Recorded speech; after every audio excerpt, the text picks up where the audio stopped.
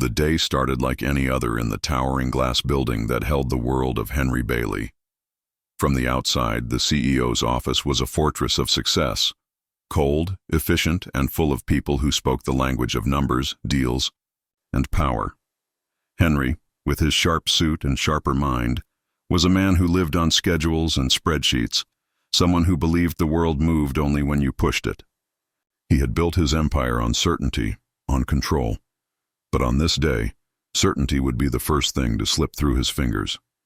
The knock came at the door just as Henry was preparing for yet another meeting, one he didn't particularly want to attend.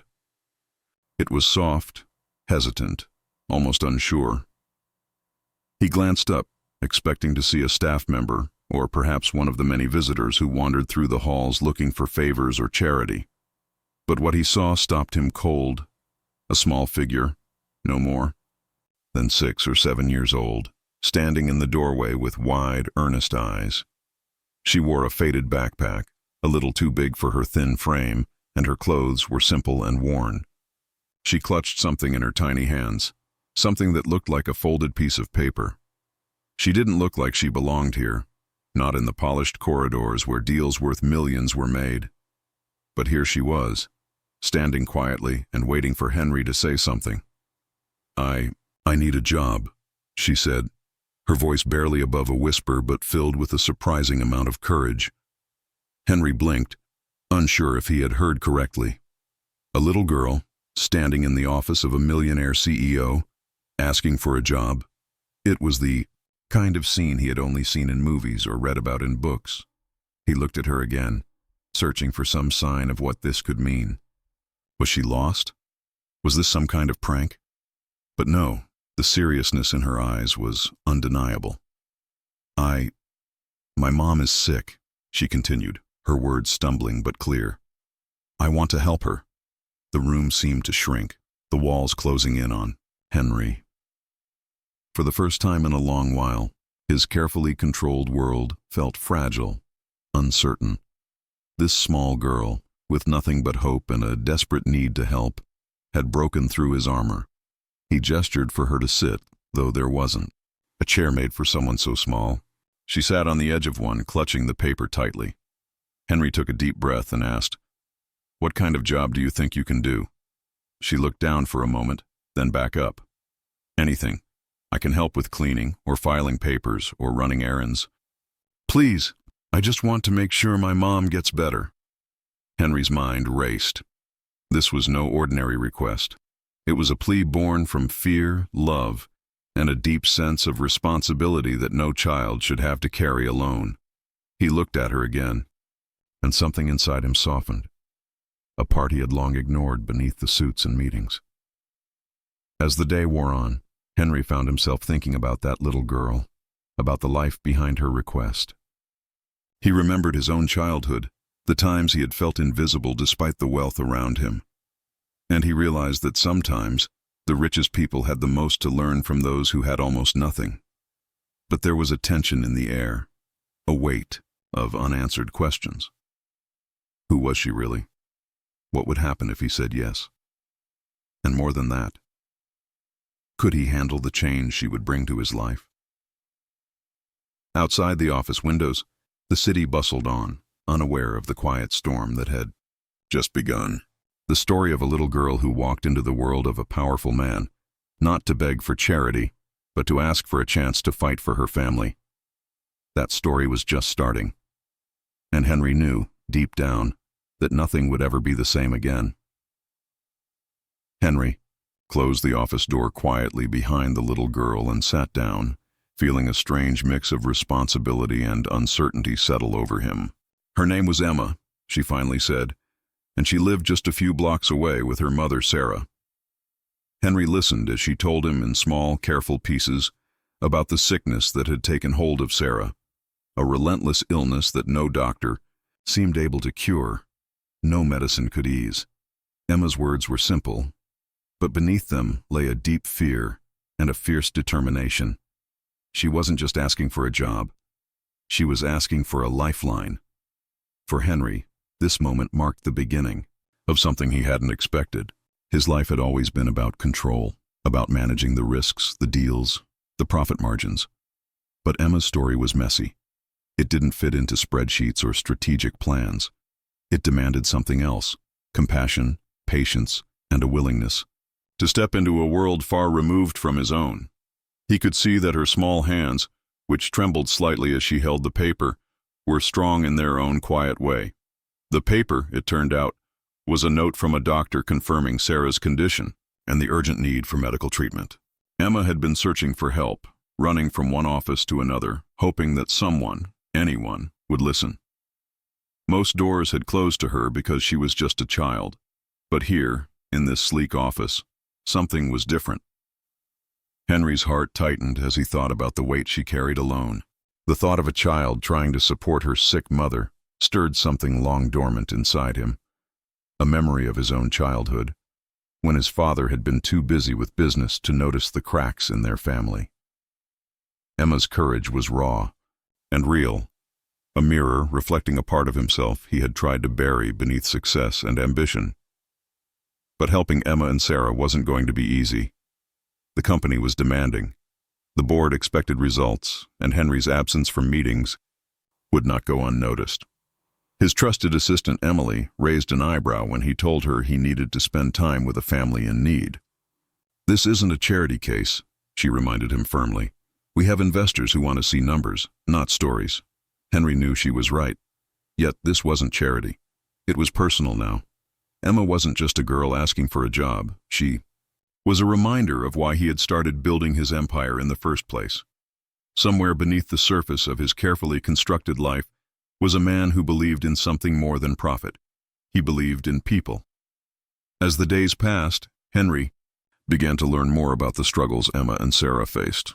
Their apartment was small and cramped, filled with worn furniture and the quiet hum of machines Sarah needed to breathe. The neighborhood was rough, a place where hope felt scarce and danger felt close. Henry saw the bills piled on the table, the empty spaces where groceries should have been, and the exhaustion in Emma's eyes as she tried to keep life steady for her mother. Emma's job at the company started with small tasks: delivering mail, organizing files, running errands. But it quickly became clear that she was more than just a helper.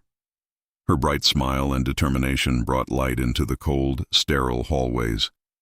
Henry found himself looking forward to her presence, to the way she talked about her mother's dreams and her own hopes for the future. Yet, tension simmered beneath the surface. There were whispers among the staff, doubts about a child in the workplace, questions about Henry's judgment. Some saw it as a distraction, a foolish gamble that could threaten the company's image. And then there was the question of legality. Could a child even work in such an environment?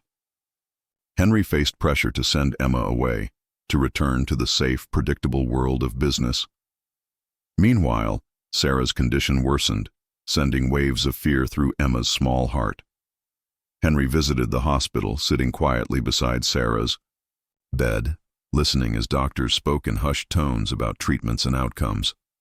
The weight of the situation pressed down on him like never before. He was no longer an observer. He was part of this fragile family, caught between the cold demands of his business and the warm, desperate hope of a child fighting for her mother's life. In those hospital halls, Henry saw a side of the world he had never fully understood. The loneliness, the struggle, the fierce love that kept people going when everything else seemed lost. Emma's bravery inspired him, but it also terrified him. Could he protect them? Could he keep the fragile balance between his empire and this new unexpected family? The board meeting loomed closer, threatening to pull Henry back into the relentless world of profit and power. His assistant reminded him of the upcoming presentation, the investors waiting for results. Henry's phone buzzed constantly, emails demanding answers, calls pushing for progress. But his mind was elsewhere, with Emma and Sarah, in a small apartment where hope was fragile, and every moment was a battle. One evening, as Henry sat alone in his office, the city lights flickering beyond the windows, he realized the true cost of this choice. He could turn away, return to his old life, and leave Emma to face the world alone. Or he could fight, for her, for Sarah, for the possibility of something better. but fighting meant risking everything he had built. That night, Henry stared at the note Emma had left on his desk. A simple drawing of a house with a woman, a girl, and a man standing together under a bright sun. It was her vision of a home, a family, a future. He swallowed the tight knot in his throat and knew that this wasn't just about business anymore. It was about belonging, about standing up when the world said no. And just as the city slept, Henry made a choice that would change everything, though he didn't yet know how deep the change would go, or the battles that lay ahead. Because in this story, the greatest challenge wasn't the boardroom. It wasn't the stock prices or the quarterly reports. It was learning to be human again, and the question hanging in the air was clear. Would Henry be able to save them all, or would the world's coldness pull them apart? The answer would come soon enough, but not without a fight. Days passed like a slow, steady drumbeat, each one bringing new challenges and new hopes. Henry found himself caught in the crossfire of two worlds, his demanding corporate life and the fragile, tender life Emma and Sarah clung to. The pressure from the board only grew louder, threatening to pull him away from the little family that had come to mean everything. Yet, every time he thought about giving up, Emma's bright eyes and Sarah's soft voice reminded him why he couldn't. Then came the moment that tested them all. One afternoon, Henry received a call from the hospital. Sarah's condition had suddenly taken a turn for the worse. The treatment wasn't working as expected, and doctors were preparing for the worst. Emma's small hands trembled as she clung to Henry in the hospital waiting room. He felt the weight of their fear press down on him harder than ever before. It wasn't just about business deals or legal guardianship anymore. It was about life itself. But even in the darkest moments, something remarkable happened. Henry, Emma, and the doctors worked together to find a new path, a change in medication, a renewed treatment plan, and most importantly, hope. It was fragile, but it was there. Sarah's fight was far from over, and neither was theirs. Back at the company, Henry faced his own battle. The board was impatient, the investors restless. Rumors spread about his divided attention, and his leadership was questioned. Emily, his assistant, delivered the harsh truth. If he didn't refocus on business soon, he could lose everything he had built. Henry knew that losing the company meant losing the very means to support Sarah and Emma. The stakes had never been higher, but he made a choice to fight on every front. Henry called an emergency board meeting. He spoke honestly about what Emma and Sarah meant to him, about the lessons he'd learned in the past weeks. He didn't hide the struggle or the risk. Instead, he showed a side of leadership few had seen before, one rooted in empathy, courage, and unwavering commitment. It wasn't just about profit margins anymore. It was about people, real people with real stories. Surprisingly, the board listened. They didn't fully understand the depth of Henry's transformation, but they saw his resolve. They agreed to give him time, trusting that this new approach could lead to a stronger future. It was a small victory, but a crucial one. Meanwhile, Sarah's health slowly improved. Each day she grew stronger, her voice returning clearer, her smile brighter. Emma's joy returned too, blossoming with the promise of a future where her mother would walk again, where they would build a home filled with laughter and love. Henry stayed close, no longer just a businessman, but a protector, a friend, a part of their family. The day finally came when Sarah was discharged from the hospital. Henry had prepared an apartment for them near the city's botanical gardens, a place full of light, green spaces, and warmth. It was a fresh start, a new chapter. Emma carried her drawings into the bright rooms, her laughter filling the space Henry had once imagined only as an investment property. In that moment, Henry understood something profound. Success wasn't about the numbers on a balance sheet. It was about the connections we make, the lives we touch, and the courage to stay when it's hardest to do so. Emma had come into his life asking for a job, but she gave him something far greater, a chance to remember what truly mattered They settled into their new life. Henry, Sarah, and Emma faced an uncertain future, but they faced it together. The battles weren't over and the world wasn't always kind, but they had each other, and that made all the difference.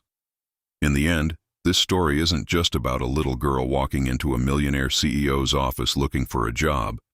It's about hope in the face of despair, the power of kindness, and the unexpected ways people can change each other's lives. Because sometimes the greatest success comes not from what we build, but from who we choose to stand beside. And Henry chose to stand with Emma and Sarah, no matter what.